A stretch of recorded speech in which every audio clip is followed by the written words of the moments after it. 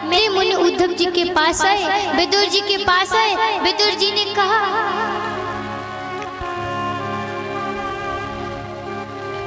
हे मैत्री मुनि जी, वैसे तो भगवान की कथा में कभी कुतर्क नहीं करना चाहिए, संसार में भगवान के सत्संग में कभी कुतर्क नहीं करना चाहिए, परंतु मेरे मन में एक आकांक्षा है, मैं वो आपसे कहना चाहता हूँ। कहा है, हे महाराज, आप मुझे एक बात बताइए, जो ईश्वर है उसी ने सृष्टि को रचा, परंतु किसी ने उसको दुख दिया तो किसी को सुख दिया, ऐसा क्यों है? सो सुखदेव जी महाराज बोले, हे परीक्षित, ये सुख और जो दुख है ना, ये व्यक्ति अपने कर्म के अनुसार पाता है। यदि कोई व्यक्ति धर्म करता है, पुण्य करता है, तो उसे सुख प्रदान होता है, और जो व्यक्ति पाप करता है उसे दुख मिलता है।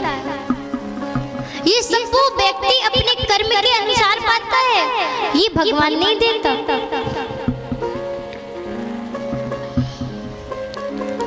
लिखा गया है, कहूँ न कहूँ सुख दुख के साथी,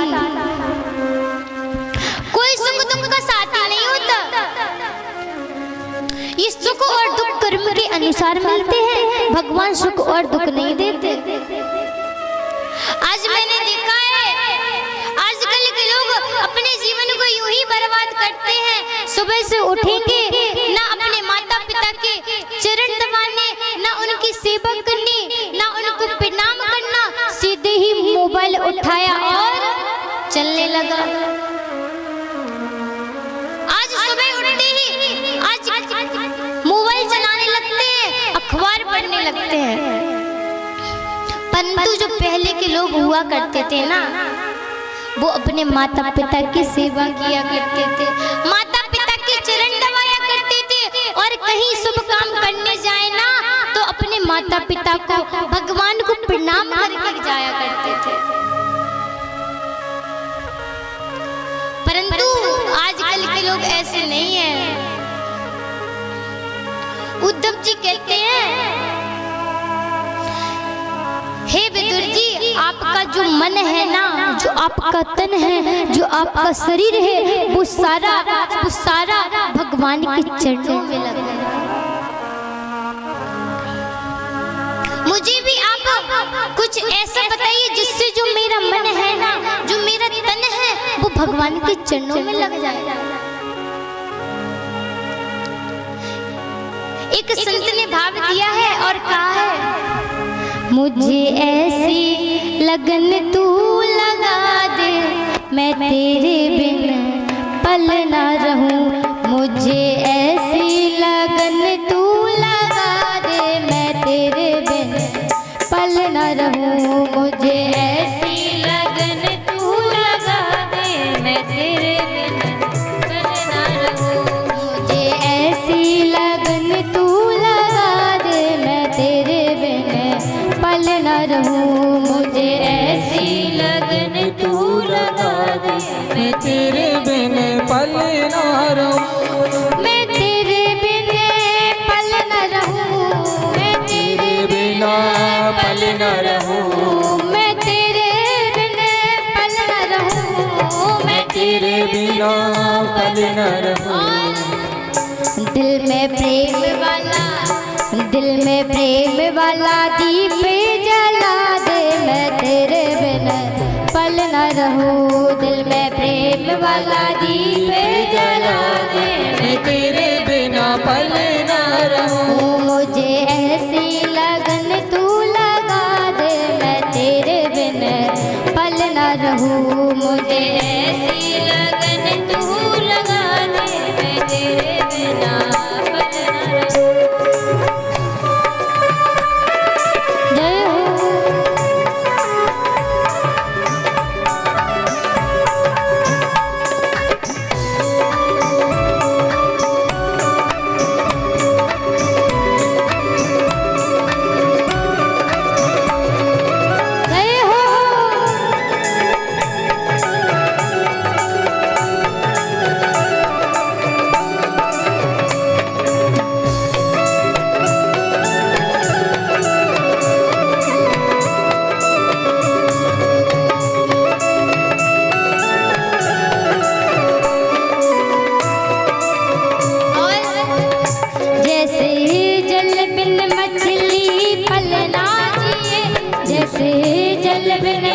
लिए पलना दिए। वैसे तड़पूं मैं घड़ी घड़ी तेरे लिए, वैसे तड़पूं मैं घड़ी घड़ी तेरे लिए, वैसे तड़पूं मैं घड़ी घड़ी तेरे लिए, वैसे तड़पूं मैं घड़ी घड़ी तेरे लिए। और क्या करना है? नशा इश्क वाला, नशा इश्क वाला ऐसा चढ़ा दे तेरे बिन पल न रहूं। नशा जाम वाला ऐसा चढ़ा दे तेरे बिन पल न रहूं। मुझे ऐसी लगन तू लगा दे, मैं तेरे बिन पल न रहूं। मुझे ऐसी लगन तू लगा दे, मैं तेरे बिना पल न रहूं।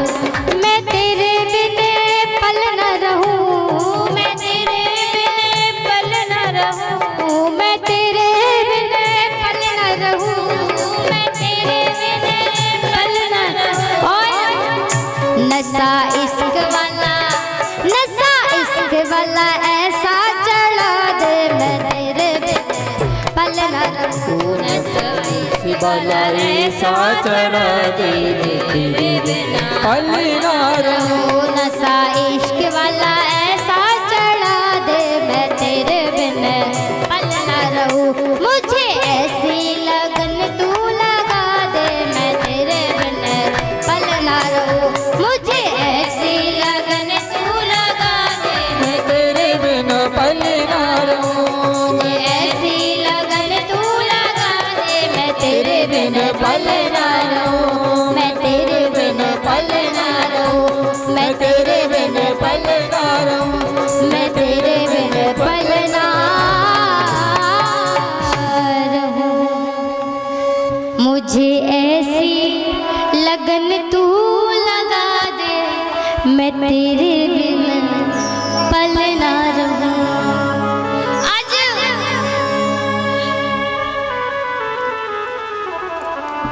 उद्धव जी परीक्षित जी से कहते हैं, परीक्षित जी, हे विदुर जी, अपने मन को इस तरह अपने कन्हैया के चरणों में बांधो कि केवल ही केवल उन्हीं का नशा चढ़ जाए, भजन करने का नशा चढ़ जाए। अब अगला प्रश्न श्री परीक्षित जी महाराज सुखदेव जी से कहते हैं, हे सुखदेव जी, अच्छा मैंने सुना है जो भगवान है ना वो बार बार अवतार लेकर आते हैं, वो अवतार क्यों लेते हैं? तो कहा गया है जो भगवान है ना वो अवतार अपने भक्तों के लिए लेते हैं। जब जब भक्त संकट में होता है तब तब भगवान को अवतार लेना पड़ता है। एक कथा आती है, एक बार क्या हुआ, जो भगवान है ना उनका बाहरी रूप हुआ, बाहरी अवतार का जन्म हुआ। कश्यप महाराज की 13 पत्नियां थी, उनमें दिति सबसे बड़ी थी। एक दिन दिति के मन में इच्छा जागृत हुई और कहा, हे कश्यप महाराज, हमारे पुत्र नहीं है, मुझे पुत्र चाहिए। कश्यप महाराज ने दिति को समझाया, हे दिति, ये संध्या वेला है, संध्या वेला में 6 काम नहीं करने चाहिए। कहा कौन कौन से? तो महाराज जब संध्या का समय हो तो 6 काम नहीं करने चाहिए। पहला, आंगन में झाड़ू नहीं लगानी चाहिए, और दूसरा सोना नहीं चाहिए, तीसरा खाना नहीं खाना चाहिए, और चौथा लड़ना नहीं चाहिए। आज कश्यप महाराज दिति को समझाते हैं, हे दिति, शाम के समय में सुखभोग आदि इत्यादि काम नहीं करना चाहिए, क्योंकि जो शंकर भगवान होते हैं ना वो संध्या की बेला में अपने भूत प्रीतों के साथ पृथ्वी की सैर करने के लिए निकलते हैं। जब शंकर भगवान देखते हैं कि मेरी तो पूजा अर्चना करने का समय है, भगवान की पूजा करने की समय है, परंतु देखिए इन माता को ये आंगन में झाड़ू लगा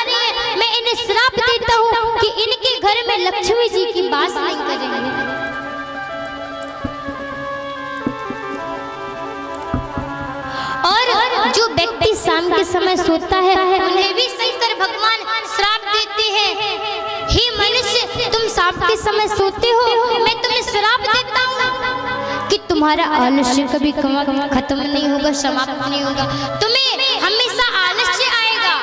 तो आपने देखा होगा ज्यादातर जो व्यक्ति ज्यादा सोता है ना, उसे शंकर भगवान के पार्षद श्राप देते हैं। और शंकर भगवान कहते हैं आपने कुछ विद्यार्थी को देखा होगा, शाम होती है तो शाम के ही वक्त पढ़ने को बैठ जाता है। शाम के वक्त पढ़ना नहीं चाहिए, क्योंकि लिखा गया जो विद्यार्थी शाम के वक्त पढ़ता है वो विद्यार्थी कभी भी पढ़ाई में पारंगत नहीं होता। और शाम के वक्त भोजन भी नहीं करना चाहिए। आज कश्यप महाराज ने दिति को समझाया, परंतु दिति नहीं मानी। आज कश्यप महाराज ने दिति को श्राप दे दिया, हे दिति तुमने मेरी बात नहीं मानी, जाओ तुम्हारे 2 पुत्र होंगे और दोनों ही राक्षस हो गए। आज दिति ने जब सुना तो कहा, हे महाराज, हे स्वामी, मैं तो चाहती थी कि मेरे जो पुत्र हो वो तो भगवान हो, भगवान के भक्त हो, परंतु आपने मुझे श्राप दे दिया कि मेरे जो पुत्र होंगे वो दोनों राक्षस होंगे। आज कश्यप महाराज कहते हैं, हे दिति, जो तुम्हारे पुत्र राक्षस होंगे ना, वो छोटे मोटे राक्षस नहीं होंगे, उनको मारने के लिए स्वयं भगवान को अवतार लेकर आना होगा। आज जब दिति मैया ने सुना तो कहा, हे कश्यप महाराज, ये तो सौभाग्य की बात है, क्योंकि भगवान के हाथों मरना तरने से कम नहीं। जो भगवान के हाथों मर जाता है उसका बेड़ा पार हो जाता है, वो इस भव सागर से तर जाता है। और कश्यप महाराज कहते हैं, हे दिति, तुम्हारा जो पौत्र होगा वो बड़ा भगवान का भक्त होगा, वो भगवान का भजन करेगा, वो भगवान का बहुत बड़ा भक्त होगा। अब कहा, महाराज, ये जो 2 पुत्र दिति के गर्भ में पल रहे हैं ना, ये कौन है? तो कहा गया ये जय और विजय है, भगवान के पार्षद। सनक सनंदन सनातन सनातन कुमार, ये 4 पुत्र थे ब्रह्मा जी के। एक बार क्या हुआ, ये चारों पुत्र ब्रह्मा जी के पास आए तो द्वार पर जय और विजय नाम के पार्षद खड़े हुए थे। जब पार्षदों ने देखा तो उन चारों भाइयों को रोक दिया और कहा, हे स्वामी, अभी महाराज अंदर है, अभी आप नहीं जा सकते, अभी उनका विश्राम का समय है। आज जब सनक सनातन चारों भाइयों ने सुना तो उन्हें क्रोध आ गया और कहा, हे पार्षद, मैं तुम्हें श्राप देता हूँ, जाओ तुम राक्षस बन जाओ। आज जब जय और विजय ने सुना तो कहा, हे स्वामी, मैंने कोई इतना बड़ा पाप नहीं किया था, मैं तो अपना काम कर रहा था, जो आपने मुझे श्राप दे दी। तो याद रखिएगा, जो चारों भाई थे ना, आज अंदर से भगवान जी आए और भगवान ने उन चारों भाइयों को कहा, जाओ, तुम्हें भगवान के दर्शन नहीं होंगे। उन्होंने दर्शन देने से मना कर दिया। तो प्यारे, जो आज दिति के गर्भ में जो पुत्र पल रहे हैं वो यही दोनों पार्षद हैं, जय और विजय। आज दिति के गर्भ से दोनों पुत्रों का जन्म होता है। एक पुत्र का नाम रखा गया हिरण्याक्ष, दूसरे पुत्र का नाम रखा गया हिरण्यकश्यप। अब कहा, महाराज, ये हिरण्याक्ष क्या होता है? तो कहा गया, महाराज, जिसकी आंखों को सोना दिखाई दे वो हिरण्याक्ष। एक बात बताऊं, एक बार क्या हुआ, एक सेठ जी थे, सो सेठ जी का हो गया एक्सीडेंट, सो उनकी एक आंख पधार गई। जब एक आंख पधारी तो उनके घर वाले ने उनका ऑपरेशन करवाया, दूसरी आंख लगवा दी। जब ऑपरेशन सक्सेसफुल हुआ तो उन सेठ जी की आंखों में से पट्टी उतारी और कहा महाराज ये क्या है। सो सेठ जी बोले महाराज ये कुर्सी है। फिर पूछा ये क्या है, तो फिर बोली कुर्सी है। अब डॉक्टर सोचे इसको कुर्सी दिखती है। सो सोचा ऑपरेशन में कोई गड़बड़ी हो गई होगी। सो दोबारा से ऑपरेशन किया। जब दोबारा से ऑपरेशन किया फिर से पट्टी उतारी। फिर से सेठ जी से कहा हे सेठ जी ये क्या है, तो कहा कुर्सी है। फिर कहा ये क्या है, तो कहा ये भी कुर्सी है, ये भी कुर्सी है, ये भी कुर्सी है। अब डॉक्टर बड़ी चक्कर में पड़ा महाराज इसे तो कुर्सी दिखती है, जहाँ देखो वहाँ कुर्सी। डॉक्टर गया उसके घर वालों के पास और पूछा हे महाराज एक बात बताओ ये जो आँख है ये आँख किसकी है। तो पता लगा ये आँख किसी नेता की है। और महाराज जो नेता होते हैं ना उन्हें तो हर वक्त कुर्सी ही दिखती है। ये मेरी कुर्सी है, ये मेरी कुर्सी है, ये मेरी कुर्सी है। तो प्यारे जो हिरण्याक्ष था ना उसे हमेशा सोना ही दिखता था। अब इधर क्या हो रहा था, जो पृथ्वी मैया थी ना वो सरातल को जाने लगी। जब सरातल को पृथ्वी मैया जाने लगी सारे भगवान परेशान हो गए और कन्हैया जी के पास पहुंचे और कहा हे नारायण आज पृथ्वी धरा सरातल की ओर जाती है। आज नारायण भगवान ने सूकर का रूप धारण किया और जल में चले गए। पृथ्वी मैया को अपने ऊपर धारण किया और आने लगे। और इधर जो हिरण्याक्ष था ना, हिरण्याक्ष और नारद जी आसमान में उड़ रहे थे। आज हिरण्याक्ष ने नारद जी को देखा सो बोले हे नारद जी आपको लड़नो आवे।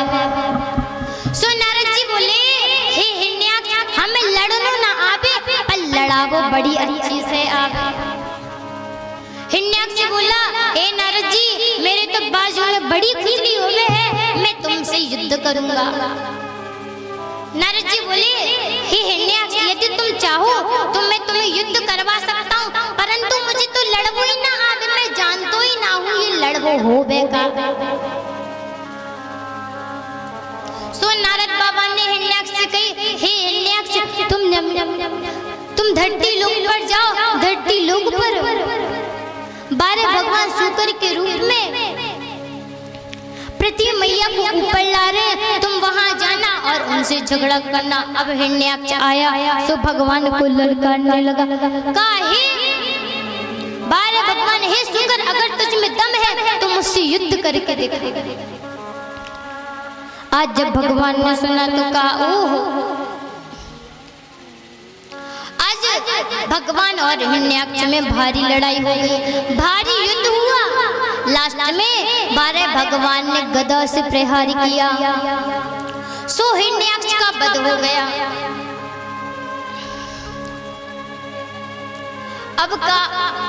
अब क्या हुआ महाराज जो धरती मैया थी ना जो पृथ्वी माता उनके मन में अहंकार आ गया कि मैं थोड़ी देर को धरातल में क्या चली गई, सरातल में क्या चली गई, मेरे बिना तो भगवान को भी काम ना चलवे। अब भगवान ने सोची अच्छा पृथ्वी मैया आपको भी घमंड आ गया। सो भगवान ने आंख बंद की। जब आंख को खोला सो देखा बड़ा ही सुंदर एक नगर हो गया, उसका नाम है वृंदावन।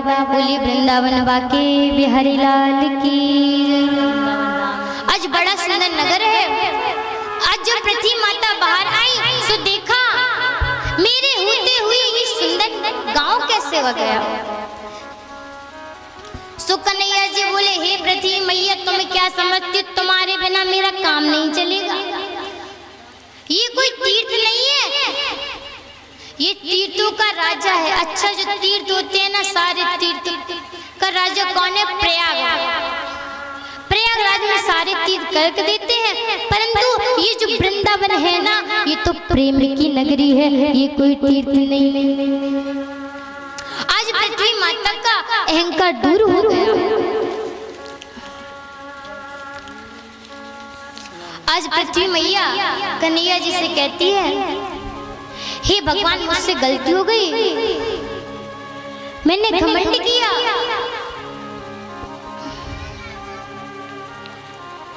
मैंने घमंड किया कि मेरे होते हुए भगवान का काम नहीं चलता।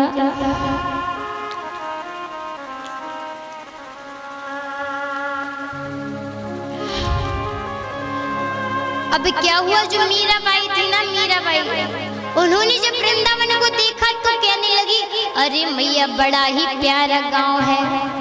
तो क्या कहा, अलीरी मोहे लागे वृंदावन नी, अलीरी मोहे लागे वृंदावन नी, अलीरी मोहे लागे वृंदावन नी को, अलीरी मोहे लागे वृंदावन नी को, अलीरी मोहे लागे वृंदावन नी को, लागे वृंदावन नी को, लागे वृंदावन नी को, अलीरी मोहे लागे वृंदावन नी को, अलीरी मोहे लागे वृंदावन नी को, अलीरी मोहे लागे वृंदावन नी को, अलीरी मोहे लागे वृंदावन नी नी को, अलीरी मोहे लागे वृंदावन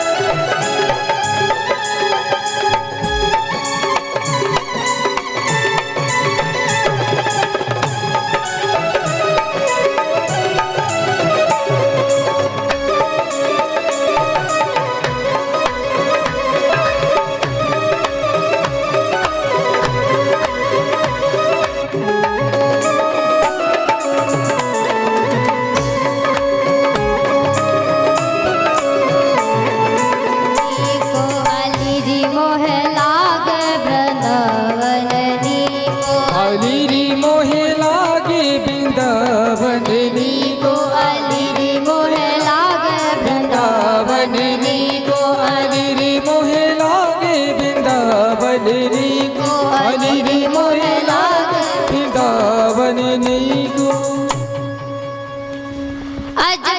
तो कहा अलीरी मोहे लागे वृंदावन को। अब महाराज आगे चल के वर्णन आता है, जो ब्रह्मा जी थे ना, उनकी एक और पुत्र हुए जिनका नाम था करदम। सज्जनों, करदम का सीधा अर्थ है क्या है? जिसने भगवान का दमन कर लिया वो करदम। बोली करदम जी महाराज की। आज करदम जी ने अपने पिता ब्रह्मा जी से कहा है, हे ब्रह्मा जी, मैं विवाह नहीं करूंगा, मुझे विवाह नहीं करना। आज करदम जी ने सीधे जंगल की ओर गए और तपस्या करने लगे। जब करदम जी जंगल की ओर जा रहे थे, तो ब्रह्मा जी ने समझाया, हे पुत्र, तुम जंगल की ओर तपस्या करने जा रहे हो ना, पर मेरी एक बात सुनो। मैं यही नहीं कहता कि तुम वैराग्य मत लो, परंतु पहले गृहस्थ जीवन में आओ, उसके बाद तुम वैराग्य लेना, तुम संत बनना।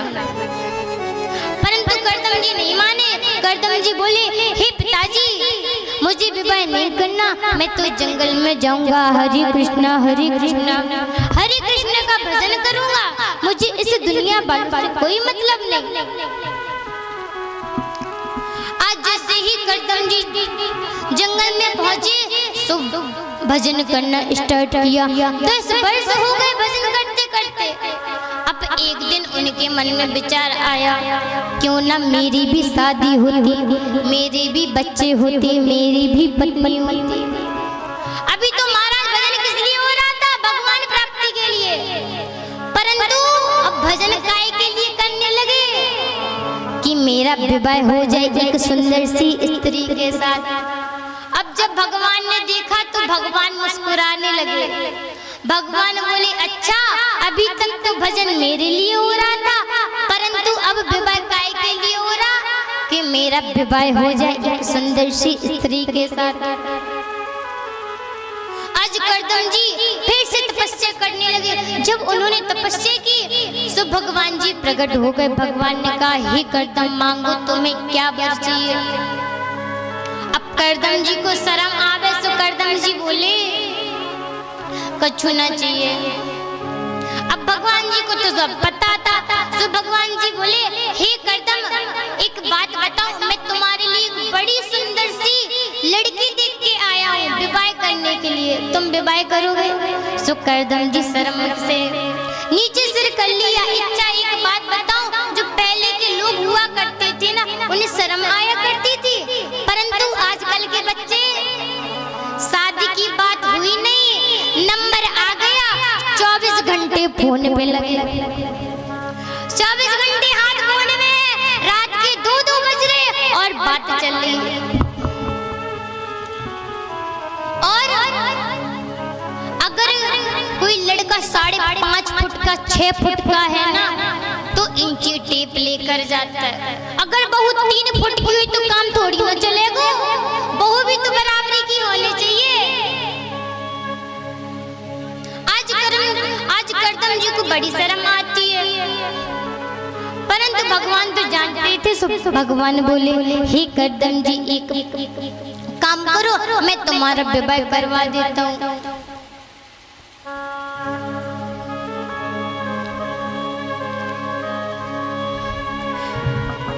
आज भगवान ने करदम जी से कहा, एक दिहुती नाम की कन्या है, मैं तुम्हारा उस कन्या के साथ विवाह करा देता हूँ। आज करदम जी बोले, हे स्वामी मुझे क्षमा कर दीजिएगा, मैंने इतने साल तक तप किया, किसके लिए? आपका भजन करने के लिए। परंतु जब मेरा भजन पूर्ण होने वाला था, तब मुझे इस दुनियादारी की याद आई, पर मुझे अब शादी नहीं करनी, मुझे विवाह नहीं करना। अब भगवान बोले, नहीं मैं तो विवाह पक्का करके आया हूँ, अब विवाह तो करना ही पड़ेगा। सो करदम जी बोले, अच्छा एक शर्त रखते हैं, मैं विवाह तो कर लूंगा, परंतु आपको मेरे घर स्वयं आना होगा। आज भगवान ने करदम जी को वरदान दिया, ठीक है करदम जी, मैं तुम्हारे घर अवश्य आऊंगा। आज करदम जी का विवाह हो गया। आज देहूती के साथ में विवाह हुआ। अब जो करदम जी थे वो तो बड़े सन्यासी थे, उनका ना कोई घर था ना मकान था। वन में एक पर्णकुटी थी। जब देहूती उस पर्णकुटी में पहुंची तो देखा कि पर्णकुटी के झोपड़ी के ऊपर बहुत सारे घोंसले बने। घोंसले में चिड़िया रहती है, कबूतर रहते हैं। अब दूसरे कुन्ने में देखा सो छोटे छोटे काफी सारे बिल बने हुए हैं। उन बिलों में चूहे रहते हैं, सांप रहते हैं, बिच्छू रहते हैं, मेंढक रहते हैं। आज देहूती माता ने करदम जी से प्रश्न कर दिया, हे करदम जी आज आप मुझे एक बात बताओ, इससे पर्णकुटी में तो सारी तरफ आपकी चिड़िया है, सांप इत्यादि सारे जानवर रहते हैं, आप कहाँ रहते हैं? सो करदम जी ने कहा, हे देवी वहाँ देखिए सामने एक 1.5 फुट का आसन है, इसी पर मैं रहता हूँ। आज देहूती जी ने जैसे ही पर्णकुटी के गेट खोले, खिड़की खोली, सो देखा बाहर बड़ा सुंदर सरोवर है। उस सरोवर में सांप, उस सरोवर में हिरन, गाय, चीते, शेर इत्यादि इत्यादि सारे एक साथ रहते हैं, एक साथ पानी पीते हैं, बड़ा प्रेम भाव है। आज जब देवहूति ने देखा तो सोचा मेरा जो पति है वो कितना तपस्वी है, उनकी तपस्या के कारण आज देखिए तो गाय, शेर, चीता, हिरण सारे इत्यादि जानवर एक साथ रहते हैं, एक साथ पानी पीते, एक साथ खेलते हैं। आज करदम जी ने देवहूति से कहा ठीक है देवी, मैं अभी आता हूँ स्नान करके, तब तक तुम यहीं बैठो। आज करदम जी गए तो उनकी बड़ी कड़ी समाधि लग गई। महाराज करदम जी की समाधि लगी तो 40 वर्ष तक समाधि चाहिए। जो देवहूति